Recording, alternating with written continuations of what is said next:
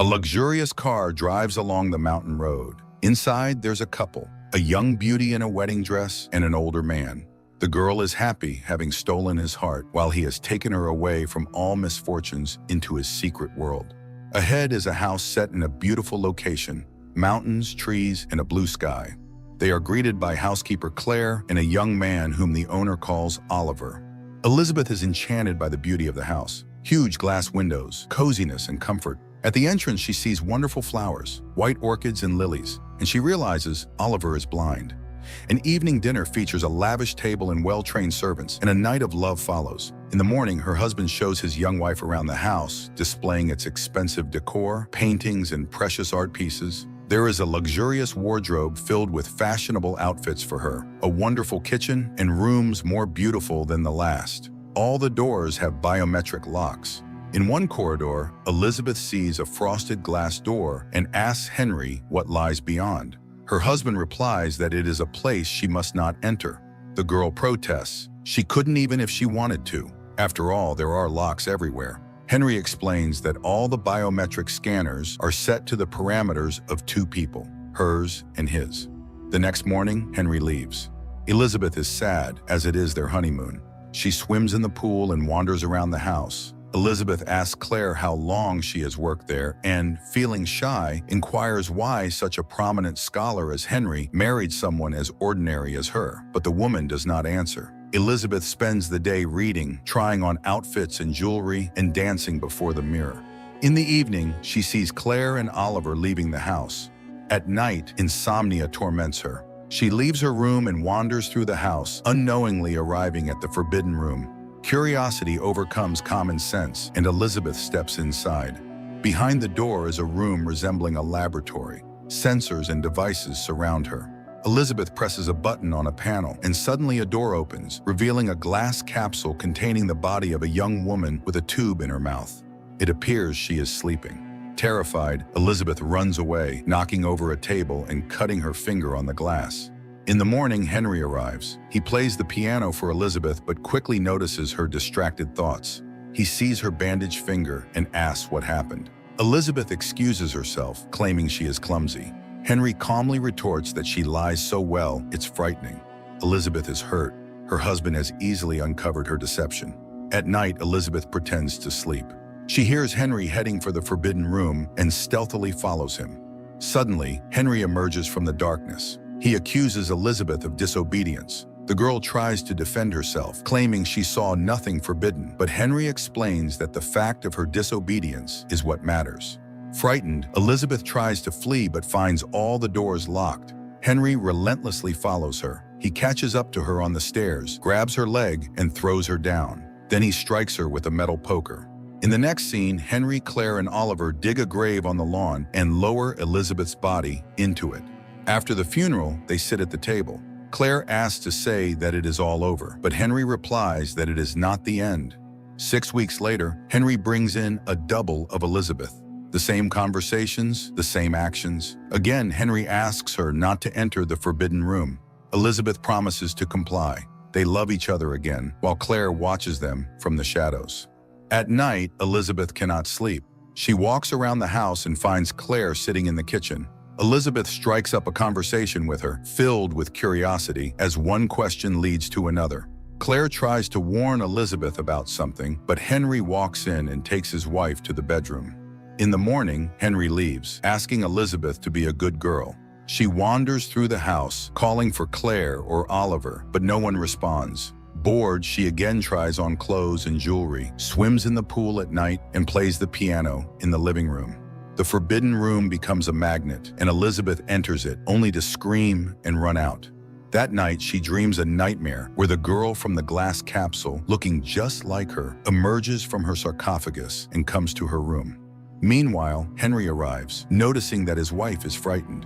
Elizabeth retreats to the bathroom, but Henry realizes she has disobeyed him. He bursts in, grabs her, and begins to choke her, but she kicks him in the face and escapes. Henry chases her throughout the house. In the kitchen, Elizabeth arms herself with knives, while Henry grabs a tampon soaked in ether. He sits at the piano and begins to play. Elizabeth relaxes, hearing the music, but it is a trap. A record plays while Henry stealthily approaches her hiding spot. He grabs Elizabeth and presses the tampon to her face. It seems the game is lost, but in a final move, Elizabeth plunges a knife into him. The couple lies on the floor in a pool of blood. Elizabeth regains consciousness. Henry is dead. She cleans up the blood from the floor and tidies the kitchen. Wrapping Henry's body in fabric, she loads it into the elevator, then cleans herself up. She throws away her wedding ring and burns her blood-stained clothes. The woman calls for emergency services, but she doesn't know her address. At that moment, Elizabeth sees Claire and Oliver and pretends everything is fine.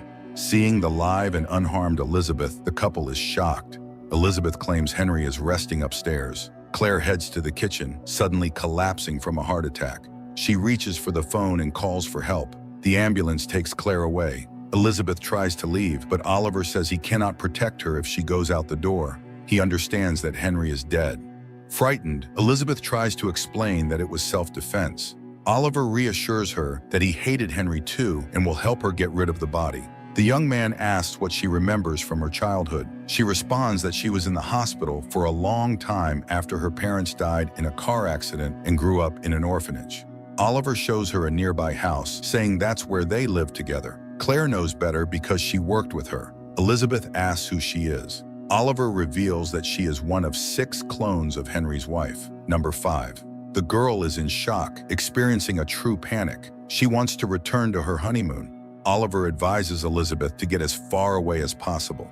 She can take money from the safe. The girl goes to her room to pack her things. Oliver enters with Claire's diary in his hands. He asks her to read it. While she tries to decipher the handwriting, Oliver locks the doors. Elizabeth doesn't understand what's happening. She asks to be let out, but Oliver is unyielding. In despair, Elizabeth begins to read Claire's diary. She learns that Claire received an invitation from Henry to work with him because she was a prominent geneticist.